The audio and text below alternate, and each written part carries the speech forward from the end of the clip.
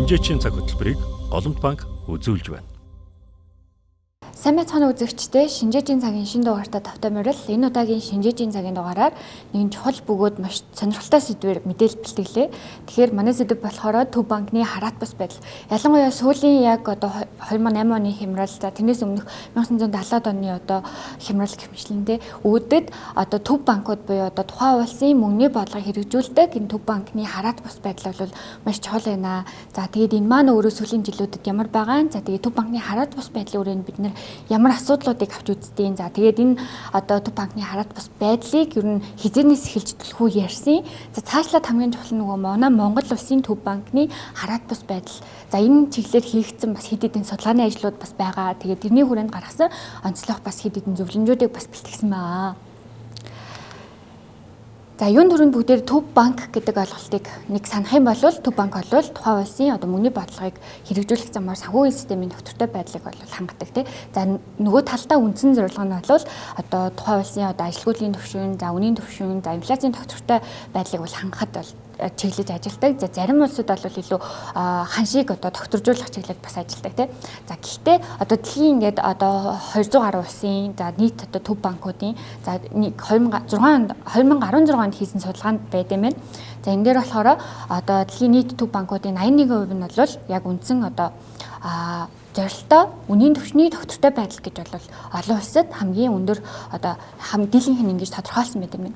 За тэгэхээр ер нь Төв банкуудын зорилго болвол ерөөсөө яг эдийн засгийн өсөлт ажилгүйдлийн түвшин гэхээс илүүтэйгээр илүү нөгөө үнийн түвшний доктортой байдал буюу инфляцийг одоо онилох бодлогыг бол их хвчлэн хэрэгжүүлдэг байх нэ. За бидний сайн мэддгээр бол холбооны нөөцийн банкуд байна. За Европын Төв банк байна гэх мэтлэн те.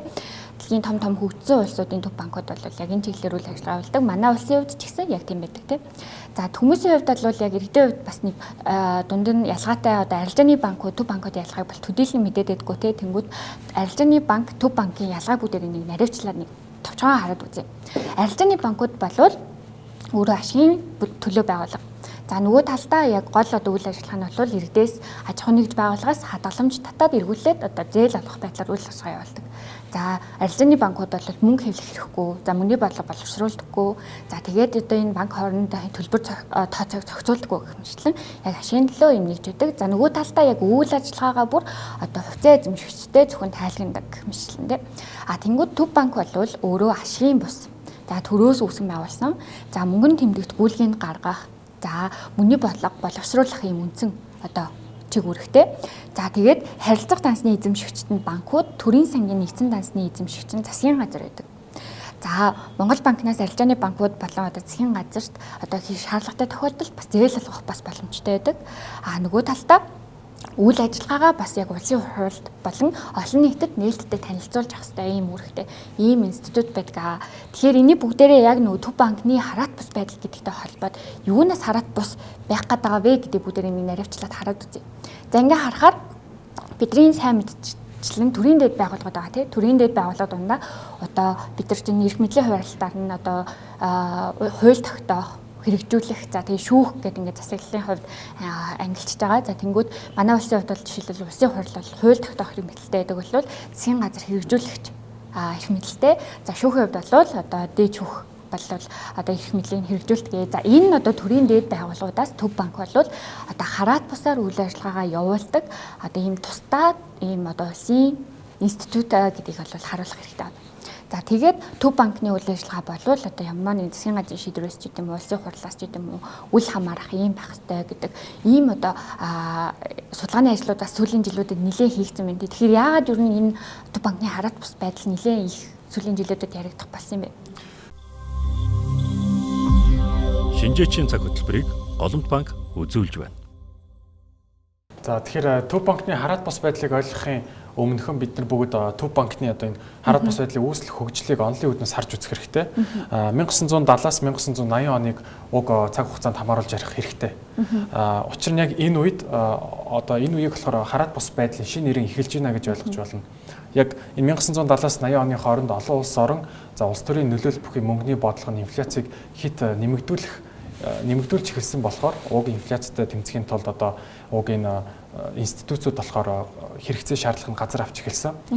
За энүүнтэй холбоотой судалгааны ажил гэвэл 1977 онд хийгдсэн Kirtland Prescott хоёрын Time Inconsistency буюу за улс төрийн зорилт бүхий одоо ингээд богино хугацааны мөчлөг болон за мөнгөний бодлогын зорилт буюу одоо богино хугацааны мөчлөг хоорондын энэ зөрүү байнга оршин байгаа цагт инфляц үргэлж өндөр байх эрсдэлтэй гэж болохоор ингэж одоо хэлсэн. Энэ судалгааны гол ажил нь юу агуулж байгаа гэх юм бол ийм эрсдэл байдаг учраас Төв банк нь улс төрөөс ангид байх шаардлагатай гэдгийг одоо онолын үүднээс ингэж тайлбарлаж өгсөн байдیں۔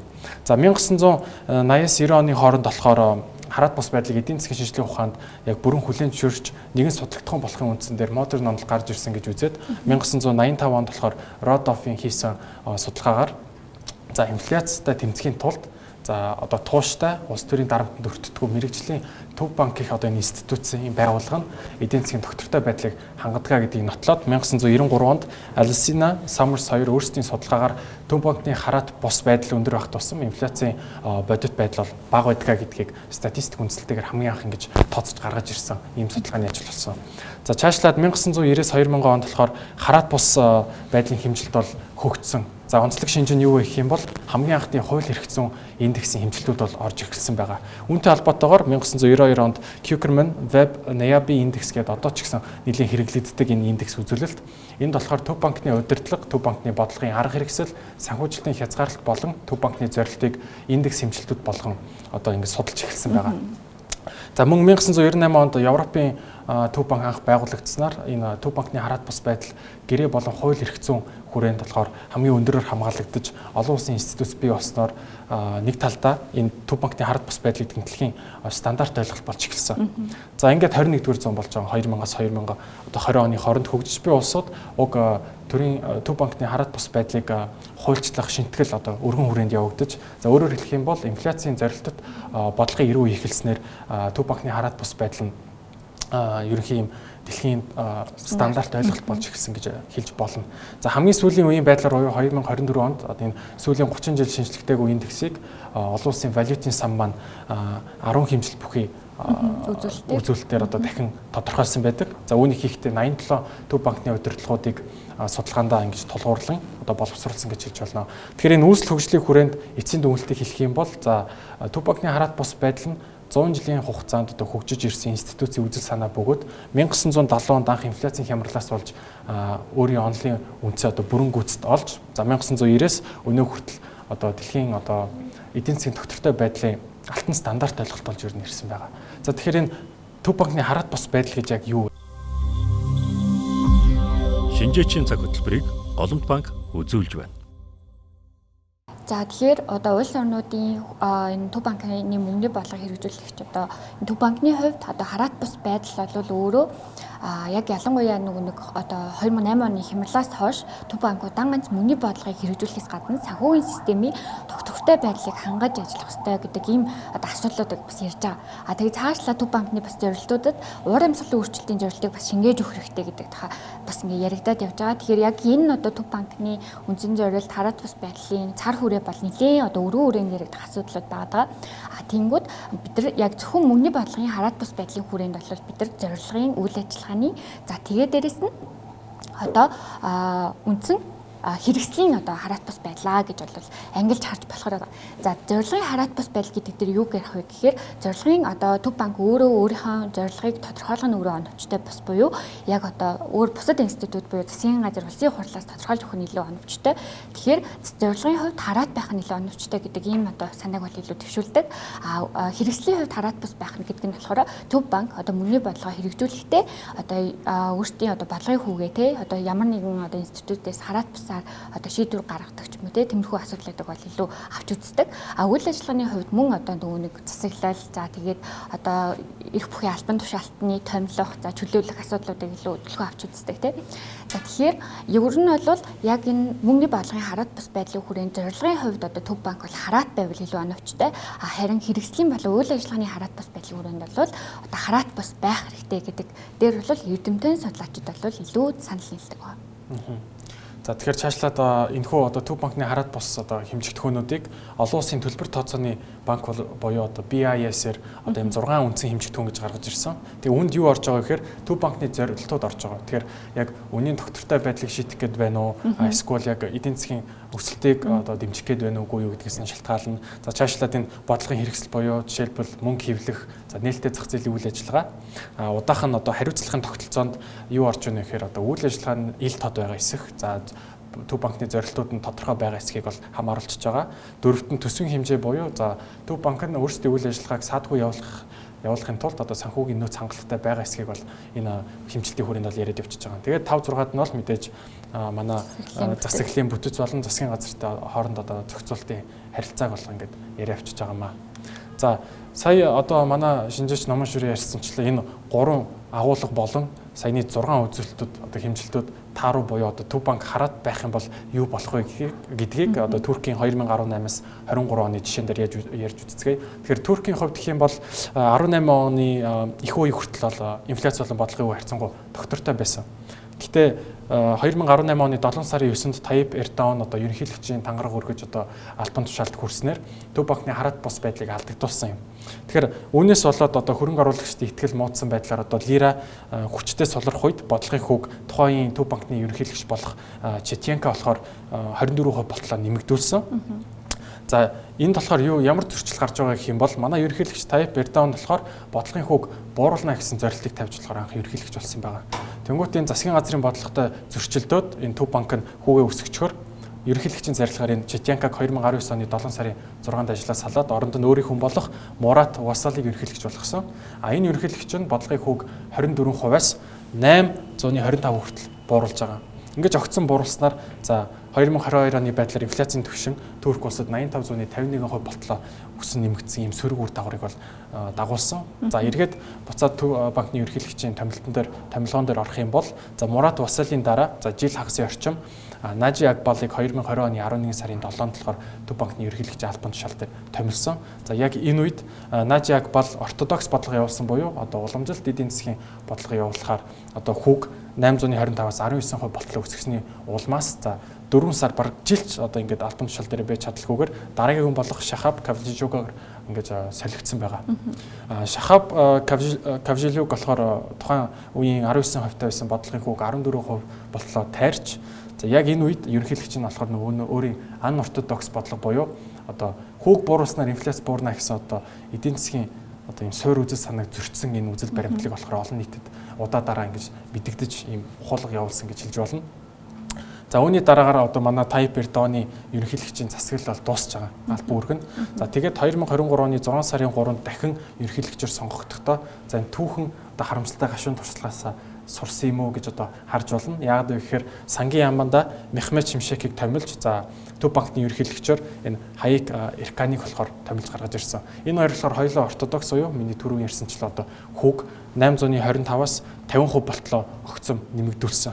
За энэ бодлогын үр дүнд за 2024 оны байдлаар Туркийн инфляц 44-47% хэмжээнд бол бууралтыг үзүүлж за лира нь бол лира буюу тухайн улсын валютын ханшинд харьцангуй докторчиж хөрөнгө оруулагчдын итгэл нэмэгдсэн.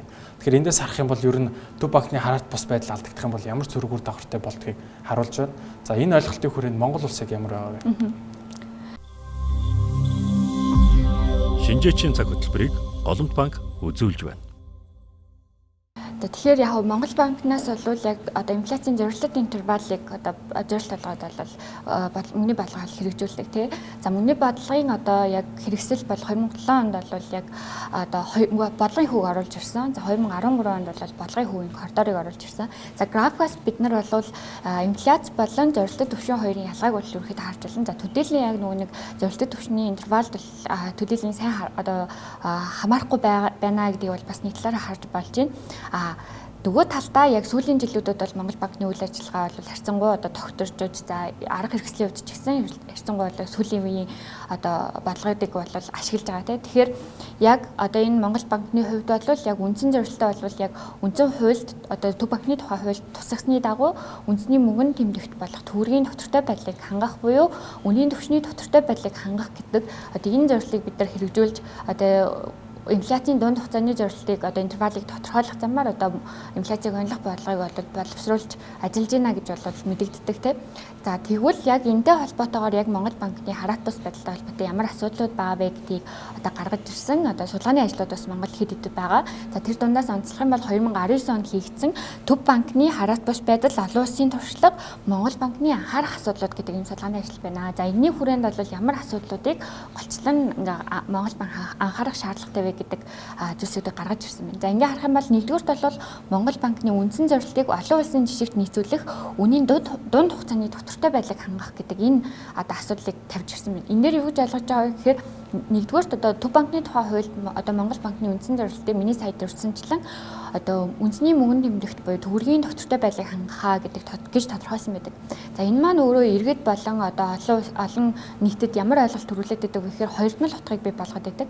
За нэгдүгürt бол мөнгөнд тэмдэгтийн доктортой байдал гэдэгт бид нар үнийн түвшин буюу инфляцийн доктортой байдал гэж ойлгож байна нэгдүгürt.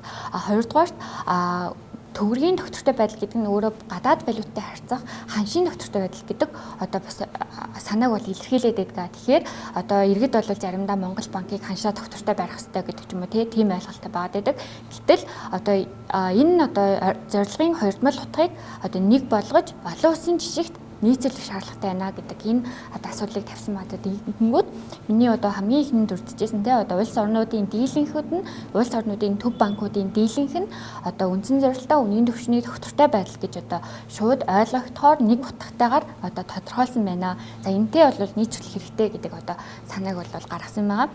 За хоёрдугаарт төрөөс мөнгөний бодлогын талаар баримтлах үндсэн чиглэлийг жил бүр шинжилэн батлуулах нь оновчтой бос буюу Монгол банкнаас жил болгон улсын хурлаас одоо төрөөс баримтлах мөнгөний бодлогын үндсэн чиглэлийг бол тодорхойлж гаргадаг.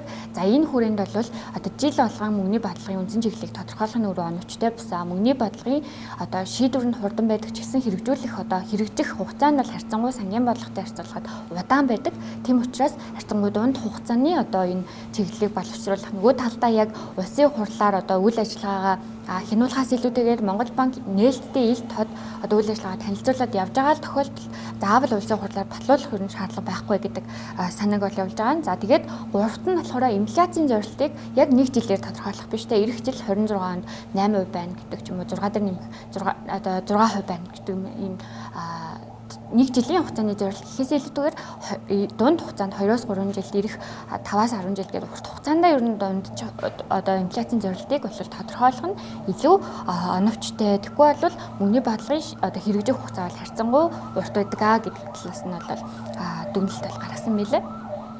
Мөчлөг бол харьцангуй урт байх нь шүү дээ. За тэгэхээр түрүүн би та бүгдэд ярьжсэн ч одоо үүсэл хөгжил ярьж байх үед сүүлийн 30 жилийн хугацаанд шинжлэгдээгүй байсан энэхүү Төв банкны хараат бус байдлын индексийг олон улсын валютын сан 10 хэмжил бүхий үзүүлэлт олгож дахин тодорхойлсон гэж хэлсэн. Тэгэхээр тэдгээр 10 үзүүлэлтүүдийг багцлж харуулах юм бол институцийн удирдлагын хараат бус байдал, мандат ба төрийн сангийн нөлөөлөл, мөнгөний бодлогын хараат бус байдал, санхүүгийн хараат бус байдал гэж дөрөв багцлж харуулж байгаа. За юуны түрүүнд одоо энэ гүйцэтгэх захирлын хараат бус байдал гэдэгт одоо манайхаар бол Төв банкны ерөнхийлөгч ярьж байгаа. Дээрээс нь хоёрт нь Төв банкны дээд удирдах байгууллагын бие даасан байдлыг тус агуулсан. За тэгэхээр энэ хоёулаа агуулмжийн хүрээнд нэрнээсээ шууд ойлгодог ч гэсэн яг ижил төстэй шинжийг дурдах юм бол хоёулаа албан томилолт нь сонгуулийн мөчлөгөөс урт буюу за дунджаар 5 жил. За дээрэс нь манай улсын хувьд бол 6 жил. Манай улсын хувьд бол 6 жил, олон улсын хувьд ер нь дунджаар 5 жил гэж явдаг. За тэгээд засгийн газраас албан томилгоог болохоор дан засгийн газраас биш, за хууль тогтоох байгууллага болон бусад төрийн бос одоо этгээдүүдийн оролцоотой томилох. За засгийн газраас хэрв халах нөхцөл байдал үүсэх юм бол дан хуулийн үндслээр халах. Засгийн газар болон төрийн бодлоготой зөрчилж гэнэ гэсэн үндслээр бол халж болохгүй гэсэн үг яг саяны Туркийн жишээн дээр харагдаж байгаачлаа. За үүний дараагаар мандат ба төрийн сангийн нөлөөллийг Төв банкны үндсэн зорилт засгийн газрын урт хугацааны болон богино хугацааны шууд зээл олголтыг хориглох гэж нэрсэн байгаагаас одоо энэ засгийн газрын урт болон богино хугацааны шууд зээл олохыг онцолж ярих юм бол энэ богино болон урт гэдэг нь 90 хоногоос дээш болон доош гэсэн цагаар л тайлбарлагдаж яригдана. Тэгээд үүнд одоо зээл олох хориглон гэдэг дээр бүхий л одоо хэлбэрээр гэсэн үг. За анхдагч зах зээлээс одоо засгийн газрын үн цаасыг худалдаж авч болохгүй, баталгаа гаргаж болохгүй гэх мэт. За үүний дараагаар мөнгөний бодлогын хараат бус байдал дээр энэ төсвийн хараат бус байдлыг болохоор түрүүн одоо эрх бүхий байгууллагууд одоо хувааж ярьсан да хууль тогтоох байгууллага улсын их хурлтай холбож яг энүүнтэй холбоотойгоор хууль тогтоох байгууллага нь тухайн жилийн төсөв дээр за санал өгөх, зөвшөөрөх, өөрчлөх, түтгэлзүүлэх, хойшлуулах гэх мэтчлэн эрх мэдэл байхгүй одоо байгаа юу байхгүй гэдгийг бас ингэж яриад дан ганц төв банк нь тухайн бие даасан байдлаараа өөрсдөө тогтоож ийн үгүй юу гэдгийг нь болохоор энэ хэмжигдэхүүн дээр асуулга болгож оруулж ирсэн. За мөнгөний бодлого боловсруулах хараат бус байдал дээр онцлог шаардлага нөхцөл байдал нь юу гэх юм бол за тухайн улсын төв банкуудын мөнгөний бодлогын хорон дээр саналын эрхтэй эрэхгүй хамаагүйгээр одоо энэ төрийн албан тушаалтан бол гишүүн байж болохгүй гэсэн одоо чиг баримжааг бол гаргаж өгсөн байгаа. За хамгийн сүүлд санхүүгийн хараат бус байдал санхүүгийн сектороос гаднах зээл олголтоос ангид байх мөнгөний бодлогын аудит гэх мэтчлэн ингээд иймэрхүү 10 хэмжилтүүдийг болохоор олон улсын валютын сан багцлж хялбарчулж 2024 онд шинжилж одоо жинэлж гаргаж өгсөн. Тэгээ эндээс хамгийн чухал байдлаар одоо юу тооцогдсон бэ гэх юм бол энэ төсвийн хараат бус байдал болон санхүүгийн хараат бус байдлыг хамгийн хичээн өгч одоо үзэжсэн тухайн 87 төв банкны удирдлага болох одоо мэрэгчлэнүүд. За тэгээд цаашлаад энэ ихэн хөгжлийн болон алтан үеийг харах юм бол сүүлийн 100 жилийн хугацаанд төв банкны хараат бус байдал нь 3 үе шаталт болон хуваагдана. 1929 оны сүүлд болохоор их үе байсан бол 1990 оноос эхлээд одоо хүртэл төв банкны хараат бус байдлын индексийн алтан үе гэж одоо яригдчихэж байгаа. За энэ индексийн алтан үе гэдэг юугаар бас баталж харж болох вэ гэх юм бол энэ төв банкны хараат бус байдал болон инфляц хоорондын хамаарлыг харж болно. Харах юм бол яг 1990 оноос эхлээд инфляцийн түвшин бууралтай байж за төв банкны хараат бус байдлын индекс бол өссөн буюу хоорондоо уруу хамааралтай байгааг та бүгд харж болж байна. Тэгэхээр эцэст нь дүгнжлэх юм бол төв банкны хараат бус байдал хадгалагдсанаар тухайн улс орны эдийн засгийн доктортой байдал болон инфляцийн түвшин бол хяналтанд ор байна тийм ээ. Тэгж дүгнж бол болохоор байгаамаа. За тэгэхээр энэ удаагийн шинжээчийн цагийн дугаар маань энэ хүрээд өндөрлөж байна. Анхаарал хандуулсанд баярлалаа. Баяртай.